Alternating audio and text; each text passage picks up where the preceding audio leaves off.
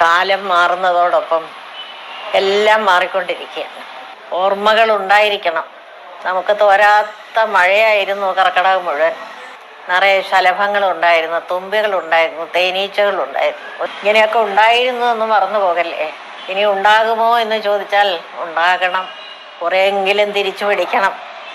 പിന്നെ നിറയെ പച്ചപ്പ് വേണം, നമ്മുടേതായ സൗന്ദര്യം വേണം, നമ്മുടേതായ ജലസമൃദ്ധി വേണം.